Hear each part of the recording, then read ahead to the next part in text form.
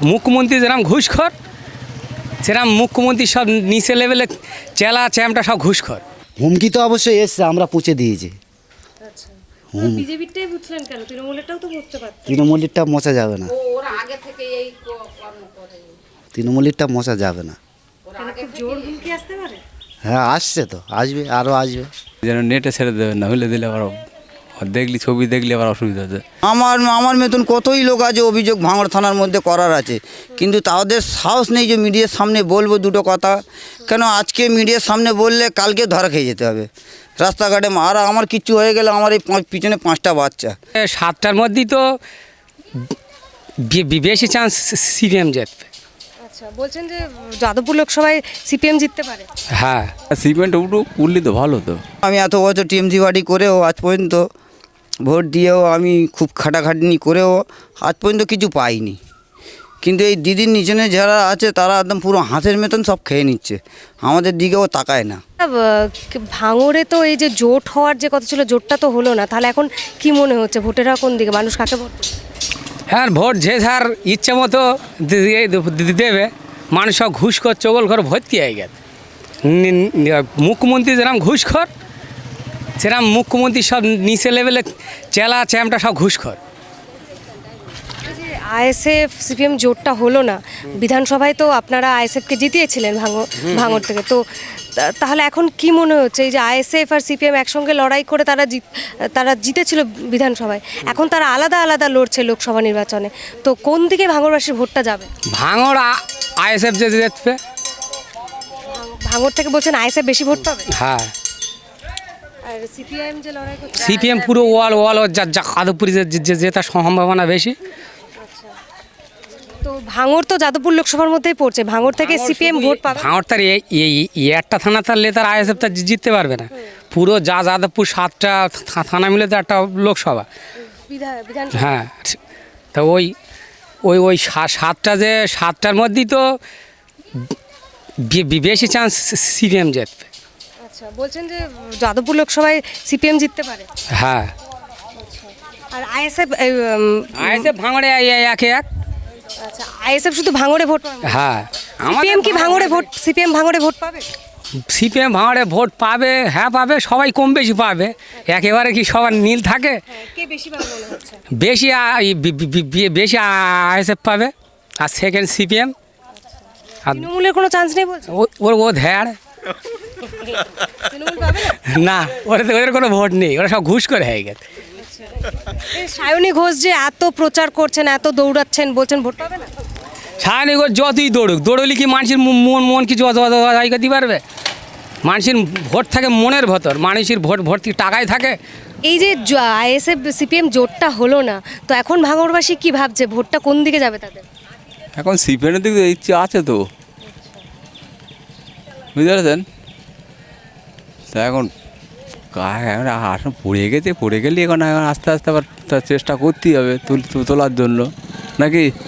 সবাই যদি জোট হয় তাহলে তো আবার উঠবে, আবার নাকি উঠবে তো, নাকি বলুন? আপনারা কি চাইছেন? হ্যাঁ, সিমেন্ট উঠলি তো ভালো তো। আইএসএফ এখান থেকে ভোট পাবে? হবে কি না ওটা সম্ভব, বুঝলেন তো? না, বিধানসভায় যেহেতু আইএসএফ জিতলো, তো কি মনে হচ্ছে লোকসভায় আইএসএফ ভাঙড়ে কি ব্যাপক একটা ভোট পাওয়ার চান্স আছে আইএসএফের? না, এসে আর পারবে না, বুঝলেন তো? এখন সিপিএমের ভাই জানাতে, বুঝলেন তো? ঠিক আছে, রেখে দেন, আমি আর বলতে পারছি না, রেখে দেন। হ্যাঁ, আইএসএফ ভোট পাবে না মনে হচ্ছে। আর তৃণমূলের চান্স আছে ভাঙড় থেকে ভোট পাওয়ার? তৃণমূল পাবে না, তৃণমূল পাবে না? তৃণমূল পাবে না, বুঝতে পারছেন? কেন তৃণমূল কেন পাবে না? পাবে না, কাজ কমিটি করছে না, বুঝতে পারছেন? কে জিতবে হারবে সেটা দূরে যাক, আমাদের কাজের দরকার। যেই জিতুক সে তার যেন আমাদের কাজের কর্ম দরকার, হ্যাঁ কর্মর দরকার। এখন এই যে অবস্থা, পুরো দিন বসে বসে দিন যাচ্ছে, বাজার করার পয়সা পাচ্ছি না। এর জন্য কে নেবে? দিদি নেবে না মুদি নেবে না নসদ ভাই নেবে? এইগুলো চিন্তা আগে করতে হবে। ও ভোট যে পারে লেগে আর যে পারে দেখবে, কারণ আমার দেওয়ার সময় আমার চিন্তা ভাবনা করতে হবে কাকে দেবো। কিন্তু আমাদের আয় রোজগার তো দিনকে দিন বড্ড ঢপ হয়ে যাচ্ছে। এই এখন একটা ধান কাটবে 500 টাকা লোকের দাম, তাও দাদি চায় না। তো বামেরা তো রুটি রুজির কথা বলছে, সবাই রুটির কথা বলছে, ওরা 500 টাকা লোটের কথা বলছে, এরা রুটির কথা বলছে। আর বলবে তো সবাই, ভোটের সময় সবাই বলবে, তারপরে খুঁজে পাওয়া যাবে না, যাবে বলেন? তো আপনারা চাইছেন আপনাদের কাজের আমাদের ব্যবস্থা। কাজের ব্যবস্থার দরকার, আমাদের অন্য কিছু দরকার নেই। আমরা খেটে খুটে খাবো, আমাদের কাজের দরকার। এই আজ বহুত দিন বসে রয়েছি, সংসারে 500 টাকা তো দরকার, সেটা কেটা দেবে? ওই কারণে সব বেশি এতে নিয়ে আমাদের কাজের দরকার, কাজে জানি বসে আজ, আর কিছু না। কি মনে হচ্ছে ভাঙড়বাসী তাদের এই সমস্যার ছিল জ্বলবে, এই হচ্ছে ভাঙড়বাসী আগেও যেরকম ছিল এখনও সেরকমভাবে চলবে। আগে একটু কষ্ট ছিল, আর একটু বেশি হবে। এই লোকসভা নির্বাচনে কাকে বেছে নিতে পারে ভাঙড়বাসী? এখন তা বলতে পারবো না, আর মানুষের মনের মধ্যে তো জানতে পারবো না। আমার ভোটটা আমি একটা সিদ্ধান্ত করে একজনকে দেবো, আরেকজন চিন্তা করে আরেকজন, কে জিতবে সেটা বলা যায়?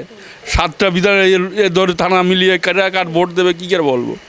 তো এই তো দেখতে পাচ্ছেন প্রচার এই তো চলছে, সবাই কার পাল্লা ভারী। এখন হুতোষে পড়ে পাল দিচ্ছে, টিএমসির পার্টিতেও যাচ্ছি, বিজেপিতেও যাচ্ছি, ভাইজানেও যাচ্ছি। আর ভোটের দিন বোঝা যাবে। বিজেপির এখানে সংগঠন আছে, বিজেপির হ্যাঁ, কেমন? সব আছে। ওর আবার হিন্দু এলাকায় বিজেপি, আমাদের মুসলিম এলাকায় বলে আমাদের মুসলিম ভোট আছে। বিজেপি আর হিন্দু এলাকা সবই বিজেপি ঝান্ডা মেরে রেখেছে। আচ্ছা, ভাঙড়ের শুধু হিন্দু এলাকাগুলোই তাহলে বিজেপির সংগঠন রয়েছে? হ্যাঁ, যেটা হিন্দু এলাকা আছে কিছু পাবে, মুসলিম এলাকা পাবে না, বিজেপি পাবে। এবার নওশাদ সিদ্দিকী পাবে, আর সিপিএন রয়েছে ও পাবে, সবাই পাবে।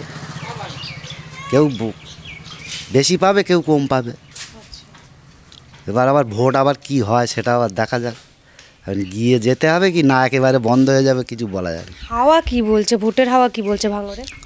ভাঙড়ে ভোটের হাওয়া তো কড়া, খুব বিশাল কড়াকড়ি। এখন কী হবে ঠিক বলা যাচ্ছে না। প্রচার দেখে কি মনে হচ্ছে, কারা এগিয়ে? প্রচার দেখে কারে নাম বলবি বলো তো, আমি কিছু বলতে পারবো না, বললে অসুবিধা আছে, আমি বলতে পারবো না। কেননা এই দেয়াল লেখা করে দেখেছো এইসব কী হচ্ছে, অনেক ঝামেলা আছে। একদিকে দেখা যাচ্ছে বিজেপির দেওয়াল লেখন হচ্ছে, একদিকে তৃণমূলের ও দেওয়াল লেখন। পিঠে আছে আবার। আপনার দেওয়াল নিয়ে তো একেবারে টানাটানি হচ্ছে। হ্যাঁ, দেওয়াল নিয়েও টানাটানির তাল, বুঝতে পেরেছো? দেওয়াল নিয়েও টানাটানি, পোঁচাপুচি চলতে, আবার লেখালেখি চলতে, এইসব হচ্ছে, এরকম হচ্ছে। পুঁছে, হ্যাঁ, হুমকি তো অবশ্যই এসছে, আমরা পুঁছে দিয়েছি। বিজেপিরটাই বুঝলেন কেন, তৃণমূলেরটাও তো বুঝতে পারতেন। তৃণমূলীরটা মোছা যাবে না, ওরা আগে থেকে এই কর্ম করে। তৃণমূলীরটা মোছা যাবে না। কেন, খুব জোর হুমকি আসতে পারে? হ্যাঁ, আসছে তো, আসবে, আরও আসবে, বলা যায় না। তখন ভোটের লাস্টে এখন কি হবে কিছু বোঝা যাচ্ছে না। তাহলে ভাঙড়ে কি মানুষ তাহলে আতঙ্কে বসবাস করে? অবশ্যই আতঙ্কে, ভোট আসলে আতঙ্ক এসে যাবে ভাঙড়ে। যখনই ভোট আসবে তখনই আতঙ্ক, এখন ভালো আছে। এবার ভোট যখন যত ঘেঁষে আসবে তত আতঙ্ক এসে যাবে। এইভাবে মাটির বাড়ি, টালির ছায় বাড়ি পাননি? আমি এই বাড়ির জন্য কতবার আবেদন করা হয়েছে, তার সত্ত্বেও আমার এই বলে সান্ত্বনা দেয়, হ্যাঁ তুমি সামনে বছরে পাবে। করে করে এই করে 6-7 বছর কেটে গেল। এই একটু মেয়েদেরকে নিয়ে মানুষ করছি। ঘরদোর আমার খুব মানে হাওয়া বাতাস আসলে সব চারিদিক দিয়ে জল পড়ে। আমার হাঁড়ি বাসন দেহ ঢাকনা সব লাগাতে হয়। খুব কষ্টই বসবাস করছি, কিন্তু এই কষ্টর কোনো মিনিমাম আমি এত বছর টিএমসি পার্টি করেও আজ পর্যন্ত ভোট দিয়েও আমি খুব খাটাখাটনি করেও আজ পর্যন্ত কিছু পাইনি। কিন্তু এই দিদির নিচনে যারা আছে তারা একদম পুরো হাঁসের মতন সব খেয়ে নিচ্ছে, আমাদের দিকেও তাকায় না। আমাদের দিকে, গরিব মানুষের দিকে তাকাবে কি? এই আমার এই একটুখানি বাচ্চা 6 বছরের, ওর মা মারা গেছে 4 মাস তখন বয়স, তখন দিয়ে এই 5টা বাচ্চা নিয়ে আমি কত কষ্ট করে মানুষ করছি। আমার এই কোনো চাকরি নেই, কিছু নেই, মুকুলোক কোনো কাজকর্ম নেই। তার সাথেও তাহলে আমি পূর্ণ কাপড় জামা বেচে কিনে আমি সাতুলি আর এই বেলেদানা বেচি, সারা লোক আমার জানে। তার সাথেও আমার এই সংসার খুব নিয়ে টানাটানি। এখন এই মেয়েদেরকে এখানে রাখতে পারছি না বলে কলকাতায় পাঠিয়ে দিয়েছি। কি করব, ওখানে বোনরা থাকে, বোনদের কাছে মেয়েদের সব ওখানে আছে। এখন 2 মাসের ছুটি পড়েছে বলে সব মেয়েদেরকে বাড়ি নিয়ে এসেছি। এখন খাবার নিয়ে টানাটানি পড়ে যাচ্ছে, কি খাবো কি করব, এই সব মেয়েদেরকে আবার নিয়ে কোথায় যাব কি করব কিছু ভেবে পাচ্ছি নি। কত বছর ধরে মানে তৃণমূল করছেন? আগা গোড়াই করে যাচ্ছি। তো আগাগোড়া তৃণমূল করেন, তারপর কোনো রকম কোনো না না কাজ নেই, না, কোনো আমায় একটা জরির দরখাস্ত দিয়েছিলাম যে আমার একটা জরি দাও, তার সাথেও আমাকে জরি কেউ দিইনি। তাহলে এখন কি চাইছেন? এখন আমার একটা ঘর হলে খুব ভালো হয়, আমার ঘরের খুবই এই দল, এই তৃণমূলকে আবারও চাইছেন যে তৃণমূল করে এতদিন করেও কিছু পেলেন না? এক্ষুনি বর্তমানে তো এখন পার্টির বিষয়ে কোনো কিছু কথা বললে মারটাই আমার ফরজ হয়ে যাবে। এই জন্য যে কোনো কথা বলতে গেলে মিডিয়ার সামনে একটু বুঝে সুঝে না বললে হয়। এখন তো দেখছি তো চারিদিকে কেউ কিছু পাচ্ছে না, চারিদিক দিয়ে অভিযোগ। আমার মতন কতই লোক আছে অভিযোগ ভাঙড় থানার মধ্যে করার আছে, কিন্তু তাদের সাহস নেই যে মিডিয়ার সামনে বলবো দুটো কথা। কেন আজকে মিডিয়ার সামনে বললে কালকে ধরা খেয়ে যেতে হবে রাস্তাঘাটে। আর আমার কিচ্ছু হয়ে গেলে আমার এই পিছনে 5টা বাচ্চা, তাদেরকে কি করে চলবে? এই জন্য আমিও হুট করে কাউকে কিছু বলতে পারি না। আমারও তো একটা ভয় আছে, তো নিজের জানের ভয় করি না, আমার বাচ্চার ভয় করি। কেন মেয়ে সন্তান আমার বেশি, তো সেই জন্যে আমি সবসময় মেয়েদের দিকেই তাকিয়ে আমি কাউকে কিছু বলতে পারি না। ভাঙড়বাসী কি আতঙ্কে বাস করছে তাহলে? হ্যাঁ অবশ্যই, এটা আতঙ্কে বাস করছে, এটা মানতে পারি। আর এটা আমরাও আতঙ্কে বাস করছি, এটাও আমরা বুক টেনে বলতে পারি এখন তো বাস করছি। কেন ভয় করে জীবন কাটাতে হচ্ছে। অভিযোগ করা যাবে না? না, অভিযোগ করলে আমার রাস্তাঘাটে ধরে আমাকে ও মেরে ও হাইব্রিডকে খাইয়ে দেবে, এটা আমি জানি। আর এটা ভালো করে জানি আমরা, যে আমরা অভিযোগ করলে আমাদেরকে খুব মারধর হবে। এই যাও ভিটে বাড়িতে বাস করছি তাও বাস করতে পারবো না, এইসব কারণে আমরা অভিযোগ করার আমাদের সাহস নেই। আমাদের কিচ্ছু দেয় না। আমার একটা ছেলে খোঁড়া পড়ে রয়েছে, স্বামী খোঁড়া পড়ে রয়েছে। আমি তো এই অসল মানুষ, কিচ্ছু দেয় না আমাদের। বার্ধক্য ভাতা পেয়েছে? না, কিচ্ছু দেয় না, বলদিস তো কিচ্ছু দেয় না। বেকার ভাত আজ 70-80 বছর বয়সে বেকার ভাত পাইনি। বার্ধক্য ভাতা বলছিলাম যে। না, কিচ্ছু না, না কিচ্ছু দেয় না। ওই শুধু কন্ট্রোলে ওই রেশমে মালটা 2 কিলো 3 কিলো করে দেয়, ওইটি দেয়, আর কিছু দেয় না। বাড়ি আছে আপনাদের? হ্যাঁ, এই তো বাড়ি। মানে পাকা বাড়ি আছে? হ্যাঁ, যেটুকুন জমি ছিল বেঁচে, তাই ছেলেকে একটা করে ঘর, 1 কামরা করে ঘর বাঁধিস। সরকার থেকে দেয়নি বাড়ির টাকা? কিচ্ছু দেয়নি। আমার বলদিছে একদম টোটালি আমার কিচ্ছু দেয়নি। আমার ওই ফ্যামিলিটাই কিচ্ছু দেয়নি। কি চাইছেন তাহলে সরকার থেকে, কি দাবি রাখছেন? দেবে, তা আমি দাবি করবো দেবে। তাহলে এবারের ভোটটা কাকে দেবেন? ভোট জনগণ সরকারের একটা দেবার দরকার, যাতে পারি। আমি তো চোখই দেখতে পাইনি, যাতে পারি তাইতে দেবো। আমার তো কিছু দেয় না, তা কারে দেবো বলো? এটা তো বলছে যে সরকার আপনাকে কিছু দিচ্ছে না, সেই সরকারকে মানে তাকেই আবার চাইছেন? তার এইবারে তো ইনি এখন কথা করে বলি, ইনি নেবে তো ভোটটা।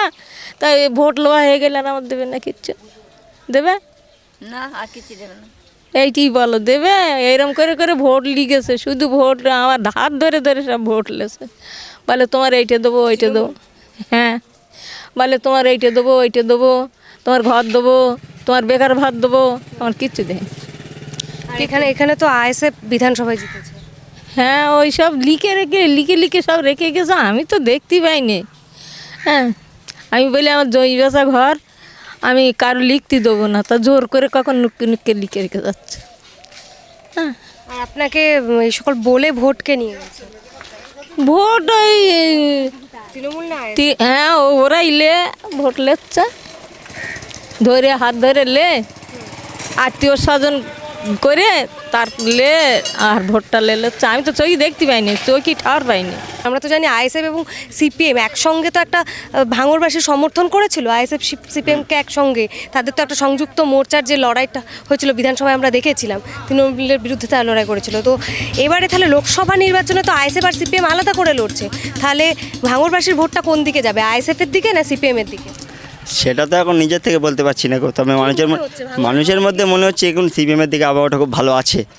তবে আমাদের যে ক্যান্ডিডেট আছে, অবশ্যই সিপিএমের যে ক্যান্ডিডেট আছে খুব ভালো, অসুবিধা নেই। যত দেখা যাক কী হয়, মানুষের মনের কথা ভালো লাগছে। এখন সিপিএমের যে আমাদের ক্যান্ডিডেট আছে সুজন ভট্টাচার্য আছে, ঠিক আছে, দেখা যাক মানুষের মনের কথা, মানুষ যেটা ভাববে সেটাই করবে।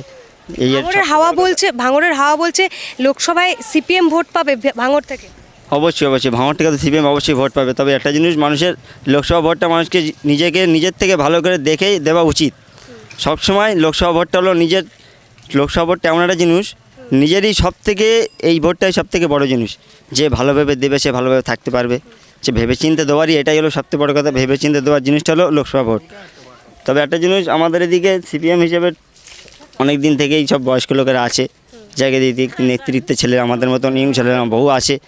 এখন আস্তে আস্তে অনেক লোক আসছে, তবে যে ভালো কাজ করবে তার জন্যই তো মানুষ ভোটটা দেবে, যে খারাপ করবে তার জন্য কি ভোট দেবে? এখন কি আর পয়সা আইএসএফকে তো এই যে জিতিয়েছিল বিধানসভায়, তো এখন কি মনে হচ্ছে সিপিএমের দিকে সেই ভোটটা ফিরবে?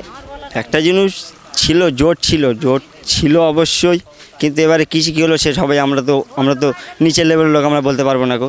তবে অ্যাকচুয়ালি জোটটা হওয়ার দরকার ছিল।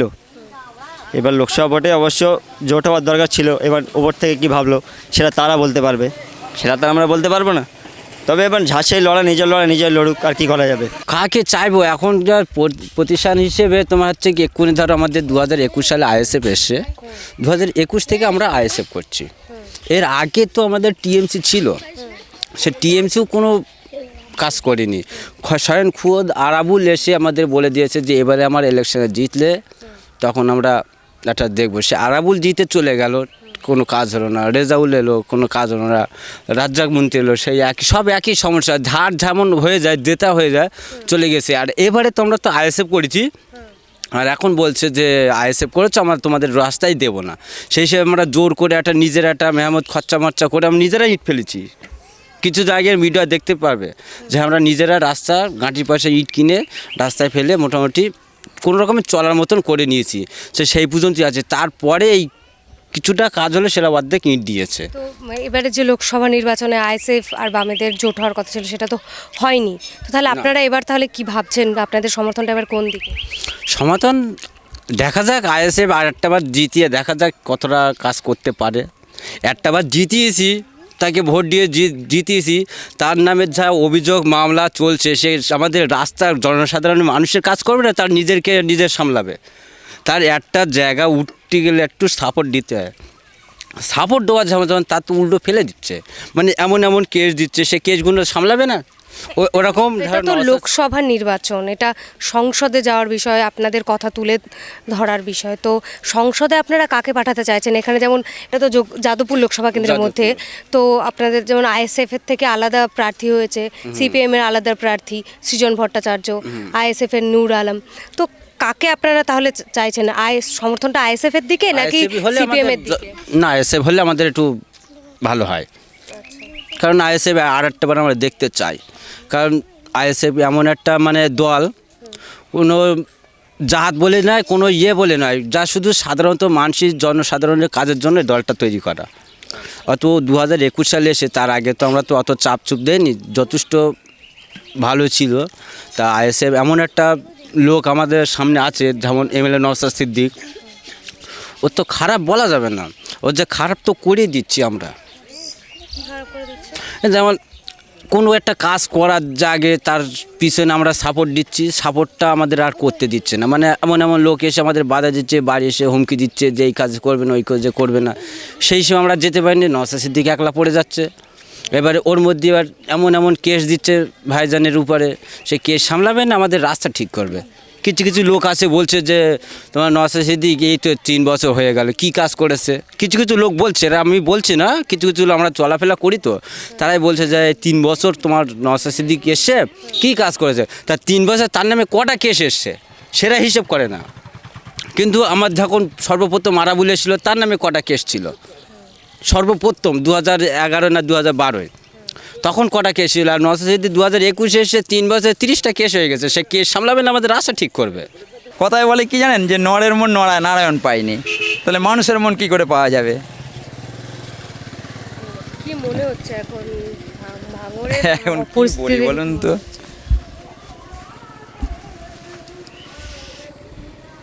ভাঙড় ভোটের হাওয়া কিছু বোঝা যাচ্ছে না। ভোটের হাওয়া তো আসলে আমরা তো এই কাজে ব্যস্ত থাকি। ধরুন আমরা সেই 5টা 5:30টায় বেরিয়ে যাই, আবার ধরুন এই বাড়ি ফিরছি, তো এর মধ্যে আমরা আর বাইরের খবর রাখতে পারি না, একেবারে পুরো কারখানায় গ্যারেজ হয়ে যায়। কি কাজ করা হয়? আমাদের অজান্তা যে সুস কোম্পানিতে, ওখানে কাজ করা হয়। আর এখানে কাজকর্মের কি অবস্থা ভাঙড়ে? কর্মসংস্থান সেভাবে আছে?